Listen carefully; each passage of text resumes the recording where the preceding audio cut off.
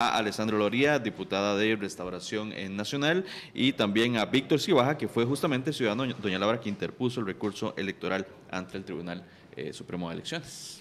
Buenos días a ambos. ¿Cómo reciben esta resolución sobre el amparo electoral del Tribunal Supremo de Elecciones, que es parcial en torno a que no toma en cuenta, digamos, no resuelve lo que usted había planteado, Víctor, en torno a aquella marcha multitudinaria que se realizó en diciembre por la familia, y también en torno a la jornada de oración que se hizo justamente donde se presentó el manifiesto, que ese sí fue de recibo por parte del tribunal? Buenos días, Víctor. Correcto, muy buenos días, muchas gracias por el espacio. Pues en realidad recibo el voto con mucha satisfacción. El tribunal acogió el argumento principal y pues la principal queja que había tenido al presentar el recurso de amparo, que es básicamente en cuanto al manifiesto que habían publicado tanto la Iglesia Católica como la Federación Alianza Evangélica, y que es precisamente la interferencia y la insistencia que se ha estado dando por parte del sector fundamentalista religioso de tratar de influir indebidamente en la decisión de los votantes, y también de, como él señala el Tribunal Supremo de Elecciones en la resolución, de permitir que en la contienda electoral todos los candidatos presidenciales participen en igualdad de condiciones, siendo tanto aquellas personas que profesan la fe católica o compartan la fe cristiana, como aquellas personas que no la comparten abiertamente. Entonces, pues estoy muy satisfecho con el voto del tribunal, y pues creo que básicamente pues acoge la principal preocupación que había tenido a la hora de presentar el recurso, de poder permitir que en estos espacios de discusión precisamente se discuta los temas que son verdaderamente fundamentales para el país, y que son temas que nos están aquejando, y que no son una agenda monotemática. Habías argumentado también sobre la jornada de oración también, y contra el tema de la marcha por la familia. ¿Cuáles son los argumentos que utilizaste y que básicamente el tribunal dijo que en este caso no aplica, digamos? Bueno, con respecto a la caminata que se ha hecho por la vida de la familia, pues el tribunal remite a un precedente anterior en el que había manifestado que siempre y cuando no se trate de influir indebidamente en el voto de los feligreses, y que solo se realice un posicionamiento en temas de interés nacional, pues no hay una indebida interferencia con la libertad de sufragio. Entonces, en ese tema, pues el tribunal estimó que no había elementos suficientes para encontrar un agravio en ese sentido. Y en cuanto al tema de la jornada de la oración, sí es importante pues destacar que esa jornada de oración, producto de esa jornada, es que salió el manifiesto que pues él declaró con lugar. Sí. Fue el mismo día. Entonces, en realidad son dos eventos que están profundamente relacionados, y fue algo que precisamente había señalado yo en el memorial de interposición, y pues al final pues el tribunal sí entiende que sí hubo una infracción a la libertad de sufragio. ¿Cómo ve Alessandra Loría, diputada de Restauración Nacional? Ya está con nosotros Francisco Barahona en la mesa, también politólogo, para analizar este tema. Buenos días, don Francisco. Buenos días, doña Alessandra. ¿Cómo lo ve usted? Es que el tribunal es contundente en ese tema. Dice, manifiesto de Iglesia Católica Evangélica sí amenazó el ejercicio del voto. Bueno, yo pienso que la resolución es incoherente, ¿verdad? Porque precisamente todos los argumentos para rechazar el recurso de amparo en relación con tanto la caminata a favor de la vida y la familia como el manifiesto que se hizo en la misma oración, o sea, es que en realidad es un solo acto, ¿verdad? Entonces se rechaza uno y otro no, ¿verdad? Vamos a ver, ¿eso es un solo acto? ¿Por qué? ¿Porque sería? Porque yo lo sube, pero entiendo que fue en la Universidad Católica y fue un solo acto, ¿verdad? La jornada de oración es correcto. Y ese mismo día del manifiesto. Es correcto. Sí, correcto. Entonces vemos que los argumentos de libertad de expresión, libertad de reunión, de asociación y de culto, ¿verdad? Que eran argumentos que estaban, me parece que ambas instituciones alegaron, ¿verdad? Fue acogido en un caso y en otro no. Entonces, si uno se va a la resolución, lo que molesta o lo que los señores magistrados consideran que es violatorio, es en ese contexto invitar a los cristianos a ejercer el sufragio mediante el voto delante de Dios y sus conciencias. O sea, entonces es un absurdo porque en ningún momento, en ninguna parte se dice ni que voten a favor de uno ni que voten a favor de otro, sino que aparentemente, o por lo menos de la cita de la resolución, es esto lo que molesta a los señores magistrados, porque dicen al tiempo que externaban su postura frente a temas polémicos que han sido de interés durante el proceso electoral, ¿verdad? Entonces eso es lo que molesta. Y si uno se va al artículo 28 de la Constitución Política, lo que es castigable es: no se podrá, sin embargo, hacer en forma alguna propaganda política por clérigos o seglares invocando motivos de religión o valiéndose como medio de creencias religiosas. O sea, que del todo no señala exactamente dónde está la propaganda, a favor de quién pidieron el voto o en contra de quién pidieron el voto, porque no está en el manifiesto. Si uno lee el manifiesto, esta es nuestra postura, y al final lo que indica que no es solo vida, familia, sino me parece que justicia y otro tema más. Y dice, bueno, frente a las elecciones les pedimos que mediten su voto y voten de acuerdo con sus conciencias, ¿verdad? Es decir, ¿dónde está la propaganda? ¿Dónde está la violación del 28 de la Constitución Política, verdad? Es básicamente por eso es que yo considero que la resolución es incoherente, porque por un lado dice, sí, garantizamos la libertad de expresión, garantizamos la libertad de reunión, de asociación y culto, pero por otro lado la limita. En temas que, digamos, muy poco antes o cercana se dio la marcha a favor del Estado laico, donde los mismos temas se sacaban. Entonces, unos ciudadanos sí pueden opinar y otros ciudadanos son ciudadanos de segunda categoría y no pueden opinar. Eso, en mi opinión, es muy, muy serio. Doña Alessandra, don Francisco Barahona y Víctor Cibaja, invitamos también a representantes de la Iglesia Católica para que nos acompañaran esta mañana, pero sí nos respondieron los mensajes, pero no nos aseguraron la presencia de alguien de la Iglesia Católica.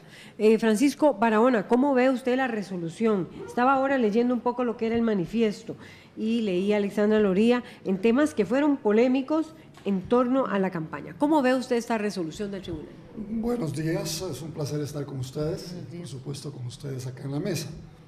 Mire, yo quiero en esto ser categórico, rotundo. Ni es contradictorio, ni molesta, ni es un absurdo la resolución del Tribunal Supremo de Elecciones, como usted lo acaba de expresar, señora diputada. Al contrario, me parece que el tribunal fue muy laxo, fue relativamente salomónico en la decisión que tomó, pero bueno, es un tribunal de derecho, emitió su opinión, que tiene una variable importante, no tiene ninguna apelación, por lo tanto hay que respetarlo, más allá de que se comparta o no el fondo. Pero en todo caso me parece que es al fin el Tribunal Electoral emite una opinión donde contrasta y trata de encontrar un balance entre las disposiciones constitucionales, las disposiciones del Código Electoral, que hasta ahora había estado ausente, porque la realidad como hecho político es que las religiones cristianas, incluyendo la católica, se metieron de lleno en la campaña electoral. La Iglesia Católica en forma más indirecta, pero ahí está presente. El tribunal lo que hace es emitir una opinión tajante como resolución de un tribunal de justicia, en este caso el electoral, donde encuentra un balance entre la libertad de opinión, la libertad de expresión, la libertad de expresión militante en la calle, ¿verdad? Como fue la manifestación de diciembre, y ahí no, digamos, no condena, por utilizar un término jurídico de la sentencia, estas expresiones populares. Pero ya en el momento que se ve frente a un documento redactado como prueba concreta ante ese tribunal, que sostiene efectivamente una posición en el filo de la navaja de intervención político-electoral, de opinión religiosa y al mismo tiempo un llamado para que esos valores que sustentan esas iglesias sean tomados en consideración por los electores, junto con las manifestaciones que no son condenables, bueno, emite una opinión clara de que hay violación a la normativa electoral. Yo pienso que hay una violación a la normativa electoral y me parece oportuno, un poco tardío, pero finalmente oportuno porque estamos ya en, bueno, a menos de 4 semanas de la segunda ronda electoral. ¿Qué quiero decir con esto? Bueno, ese llamado de atención tiene que ser también tomado en cuenta por todos aquellos católicos o cristianos que tomaron su decisión influenciados con un pensamiento religioso. No quiero decir que el tribunal haya prohibido esa relación, ni mucho menos esa orientación al voto cristiano o al voto católico. Pero una intromisión tan directa en momentos en que estamos en campaña electoral, efectivamente no solo es un reto a la institucionalidad electoral, sino es una intromisión que históricamente no se había dado en Costa Rica.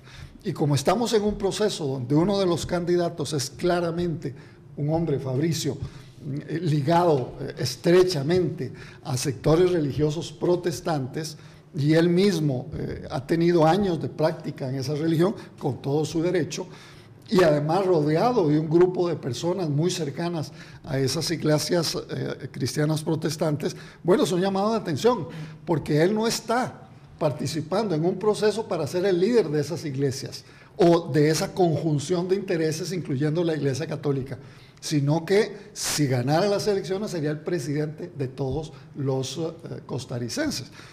Entonces, bueno, es un llamado. Él logra, evidentemente, un porcentaje de votos alto, su candidatura se dispara a partir de los hechos que el tribunal condena en una parte y permite en la otra. Sin esa intervención y sin la intervención de la decisión de la Corte Interamericana de Derechos Humanos, probablemente no hubiera crecido como la espuma, tal y como creció. Entonces, bueno, eso es un tema de fondo.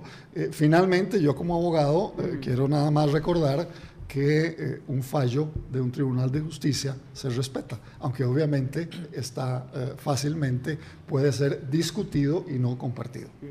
Ya Alexandra Loría quiere replicar, sí. Yo me imagino que Víctor también quiere ampliar, pero... Tenemos vía Skype a Jeffrey Naranjo, quien es católico practicante, y bueno, queríamos tenerlo acá, doña Laura, el testimonio, tal vez, a las palabras de un católico practicante, para que nos dé su opinión sobre cómo lo recibe un católico este pronunciamiento por parte del Tribunal Supremo de Elecciones. Hay una participación activa, en este caso en particular, de la Conferencia Episcopal, y pues tal vez conocer cómo lo reciben y cómo lo interpretan desde la perspectiva de una persona que es, en este caso, un católico practicante. Buenos días, Jeffrey Naranjo.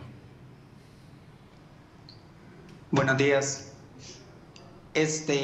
Sí, digamos, en cuanto a lo que es el manifiesto de la Conferencia Episcopal, en mi caso lo vi y lo relaciono con una experiencia que tuve. En algún momento estuve en una Eucaristía donde sí se dio una situación bastante importante, ya que el sacerdote en este caso instaba a lo que era el tema de ideología de género, pero el problema no estaba ahí, sino en que se tergiversaban los conceptos y de alguna u otra forma se hablaba de algo que no era. Además de que ya, por ejemplo, un tema como ideología de género es bastante delicado, lo mostraban de una forma que claramente no era la correcta. De ahí que, por ejemplo, se instaba a asistir a la Marcha de la Familia a través de esos conceptos, e incluso también a lo que es la parte política. Se había influenciado el pensamiento político de las personas presentes en esa Eucaristía, por lo que me parece una situación bastante incómoda. Entonces, sí, eso fue básicamente la experiencia que yo tuve, como desde el púlpito se insta a los feligreses a un determinado tipo de pensamiento que tal vez no es el correcto, no es el más informado, y se busca de esa forma manipular la forma de pensar, tal vez sin contar con bases o con una información contundente. Bien, eso es lo que nos está diciendo Jeffrey Naranjo. Es decir, eso sucedió en una misa, es lo que quisiera entender, Jeffrey. Eso se habló durante una misa por parte del sacerdote de su comunidad. Sí, es correcto. Es correcto. ¿Dónde se dio, Jeffrey? Eso se dio en la comunidad de San Marcos, Bien, de Tarrazú. ¿y qué fue lo que podrías un poco recrear? ¿Qué fue lo que allí se dijo por parte del Bueno, presbítero? En mi caso fue que se habló de la ideología de género y se instaba a asistir a la marcha de la familia para protestar en contra de la ideología de género, pero esta se planteaba de una forma completamente poco coherente, la verdad, sin ningún tipo de base y de fundamento. E incluso en el caso de mis hermanas también ocurrió que asistieron a una misa y ya para lo que es esta segunda ronda electoral se les instaba de forma explícita a votar por uno o por otro candidato de una forma muy clara. Entonces, digamos, se hablaba de política, de lo que debería ser una homilía sobre la iglesia, se estuvo hablando de política y en mi caso de ideología de género. Entonces, esas fueron básicamente las situaciones que se dieron y está bien, por ejemplo, que la iglesia manifieste su punto de vista y su posición, pues también tienen libertad para expresarse, pero que si lo van a hacer, por ejemplo, lo hagan con conceptos claros y no enreden a las personas diciendo cuestiones que no son en determinado momento. Entonces, básicamente sería eso. Bueno, gracias a Jeffrey Naranjo, católico practicante que estuvo en homilía y nos estaba relatando. La opinión de Alexandra Loría, ya venimos con Víctor Cibaja también. Bueno, lo primero... Él dice que abiertamente sacerdotes de la comunidad de él... Esa no ha sido mi experiencia, yo soy también católica practicante y ha sido todo a lo contrario, ¿verdad? Es decir, hay muchos sacerdotes que consideran que como Fabricio no es católico, entonces no hay que votar por él. Entonces, ¿verdad? Yo pienso que este tipo de denuncias sin nombre, sin lugar, sin fecha, no tienen ningún sentido, porque cualquier persona puede decir soy católico practicante y inventarse un cuentito, ¿verdad? Y así simplemente ensuciar a una persona, ¿verdad? Entonces, como le digo, en mi caso, yo, Alexandra Loría, he tenido la experiencia contraria. Solamente el domingo pasado había un grupo de Coalición Costa Rica frente al Templo Católico pidiendo votos para don Carlos Alvarado. Ya estamos preparando en mi oficina los papeles porque eso es expresamente prohibido por el Código Electoral. Entonces, esto de que se utiliza la religión para un lado, para el otro, es muy discutible y las denuncias tienen que ser serias, con nombres, apellidos, lugar, todo, ¿verdad? Vean, no se dispara y es falso, todo el mundo sabe que se dispara Fabricio con precisamente el contubernio entre el gobierno y la Corte Interamericana de Derechos Humanos para hacer público el voto el 7 de enero o el 8 de enero de este año, ¿verdad? Es a partir de ahí que se dispara Fabricio con su posición frente a la Corte Interamericana de Derechos Humanos.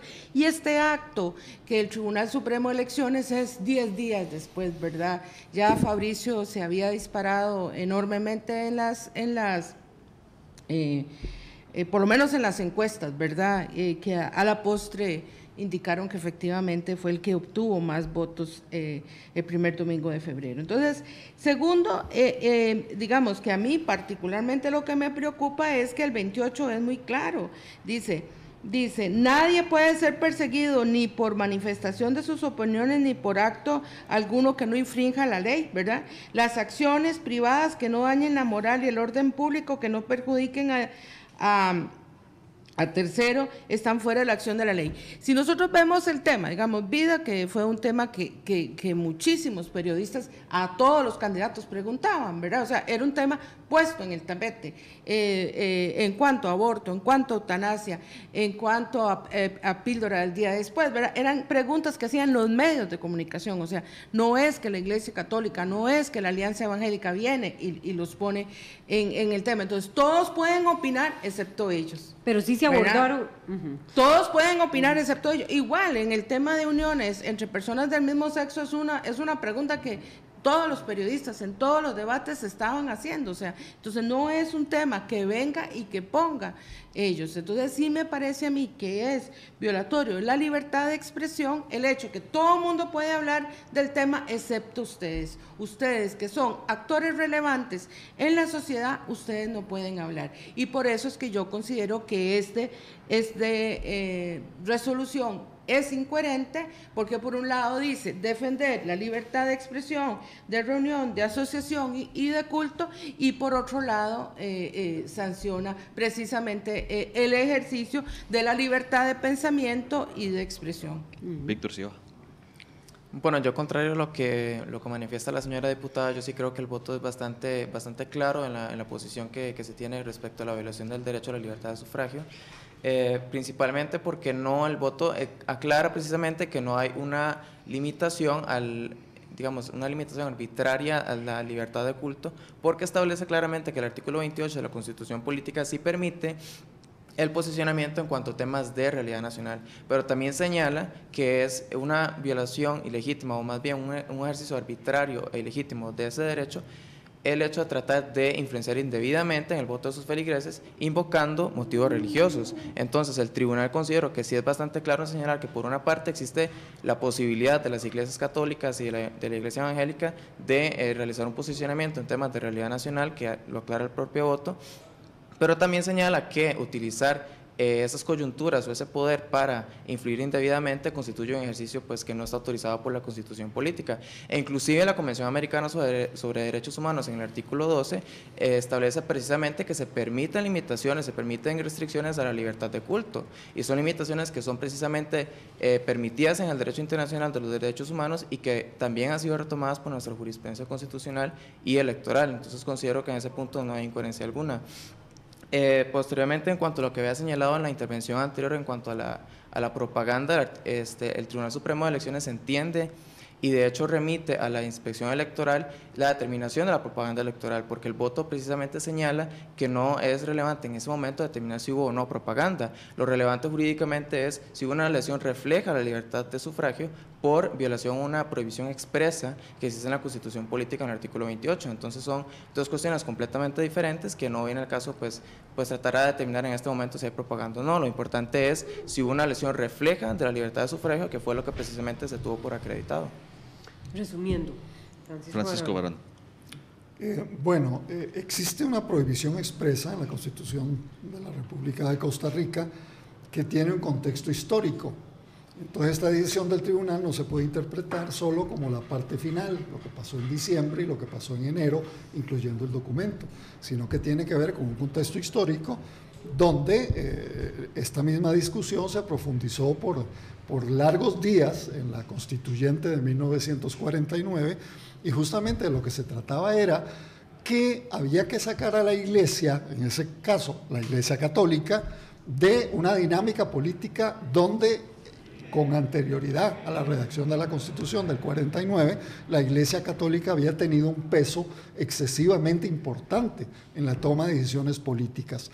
Y entonces, se dijo, un proceso de elecciones es un proceso de la sociedad civil donde la religión católica, aunque no se menciona, pero era la dominante. Hoy en día la religión católica anda por ahí del 51, 52, 53%, un 20% alrededor de las iglesias cristianas protestantes y más o menos un 17 y un 18% de gente que se expresa que no tiene religión. No es que sea atea, simplemente no practica una religión. Bueno, ese es el contexto actual, pero en aquella época más del 90% de la población era practicante de la Iglesia Católica. Entonces, una opinión escrita o desde un púlpito en una iglesia daba un sesgo de direccionalidad a la hora de votar a los costarricenses que obviamente obedecían, por decirlo de alguna manera, esa iglesia. Bueno, entonces se produjo una necesaria separación histórica, no solo en Costa Rica, en el mundo entero, entre el mundo religioso y el mundo de la política, entendiendo el mundo de la política, la dinámica que tiene que ver con procesos de elecciones y representación de la gente, pero no representación en función de iglesias, sino a través de partidos políticos con ideología y con doctrina. Entonces, hoy en día estamos en una coyuntura curiosa, porque efectivamente la influencia de la Iglesia Católica, aunque ya es, digamos, la mitad del pueblo de Costa Rica, según las encuestas, y aliada con la Conferencia de Iglesias Protestantes, produjo un documento clarísimo en violación a la Constitución política, independientemente de la opinión que tenga cada uno de los magistrados y magistradas del Tribunal Electoral. Ellos son un tribunal de derecho, no se pueden olvidar de la Constitución política y lo que ahí dispone. Entonces, en ese sentido, a mí me parece, y reitero, el pronunciamiento del Tribunal Electoral es comedido, salvaguarda la posibilidad de que la gente se exprese, inclusive en manifestaciones públicas convocadas por las iglesias. Eso no ha sido maltratado en esta sentencia y se hace una advertencia de cara a este mismo proceso electoral y sobre todo de cara a los votantes. Dice, no se dejen influenciar, y castiga a las dos iglesias. Perfecto. Tenemos ya a Lisandro